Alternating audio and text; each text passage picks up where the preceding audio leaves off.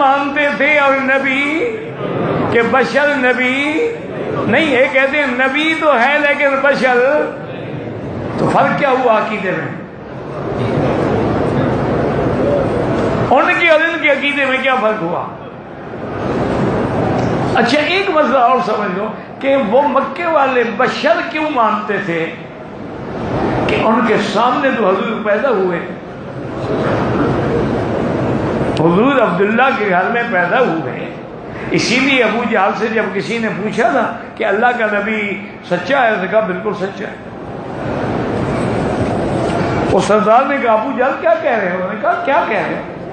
ولد فینا وعاش فینا، ہم میں پیدا ہوئے، ہمارے ساتھ 40 سال زندگی گزاری، کسی بندے پہ جھوٹ نہیں بولا، وہ خدا پہ کیسے جھوٹ بولے گا؟ تو سچا ہے۔ انہوں نے کہا پھر مانتے کیوں نہیں؟ انہوں نے کہا یہ ہمارا مسئلہ ہے مقابلے کا، منا وزیر ومنہم وزیر، منا امیر ومنہم امیر، کبھی ہم امیر بنتے ہیں کبھی وہ بنتے ہیں، اب اللہ نے ان کو تو نبوت دے دی، ہم کیا کریں؟ ہم ضد میں مانیں گے نہیں، لیکن ہے سچا۔ وہ سب کچھ آنکھوں سے ولادت بھی دیکھی، رضاعت بھی دیکھی، حلیمہ سعدیہ کے گھر میں بھی دیکھا، حلیمہ کا دودھ پیتا ہوا بھی دیکھا، بی بی شیمہ کے ساتھ کھیلتا ہوا بھی دیکھا، آپ کی جوانی بھی دیکھی، مکے والوں کی بکریاں چراتے ہوئے بھی دیکھا۔ وہ تو بشریت کا انکار نہ کر سکے، نبوت کا انکار کر دیا۔ ہمارے جاہلوں نے نبی پاک کی شان سنی، عظمت سنی، جمال سنا، کمال سنا، لیکن آنکھوں سے ولادت نہیں دیکھی تھی۔ انہوں نے نبوت کا تو انکار نہیں کیا، بشریت کا انکار کر دیا۔ یاد رکھو۔ اچھا پھر ان کی ایک بہت بڑی دلیل ہے جو ان کے مولوی دیتے ہیں کہ قد جاءکم من اللہ نور و کتاب مبین۔ وہ کہتے ہیں کہ اللہ نے نور بھیجا، یعنی محمد مصطفیٰ، اور قرآن بھیجا، لہذا قرآن کی روح سے حضور نور ہیں۔ یاد رکھو یہ بات ان کی غلط ہے۔ نور سے مراد بھی قرآن ہے اور کتاب سے مراد بھی قرآن ہے۔ دلیل کیا ہے؟ اسی آیت میں آگے ہے یہدی اللہ بہ، ضمیر مفرد ہے، اگر یہ دو الگ الگ ہوتے تو آگے ضمیر بہما تثنیہ ہوتا۔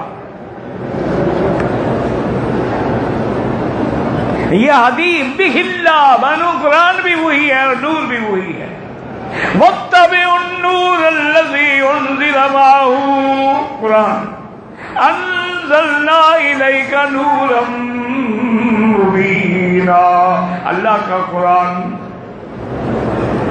لیکن اگر کسی جگہ آپ نور بھی کہیں گے تو مجازن کہیں گے، جن سے نور نہیں کہہ سکتے ہو۔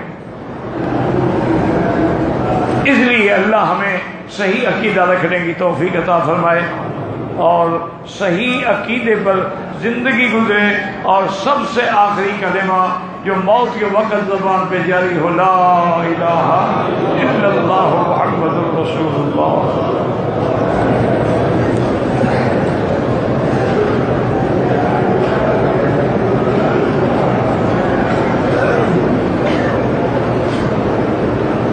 کہتے جی میری اکیڈمی ہے، ہم گھروں میں استاد بھیجتے ہیں، استادوں سے پتہ نہیں کیا 50% کیا لیتے ہیں۔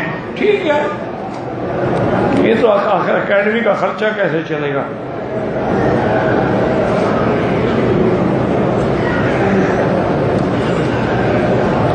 حجر اسود کو بوسہ دینے سے نیت کے حساب سے گناہ بندے کے اندر بھی ڈال دیتا ہے۔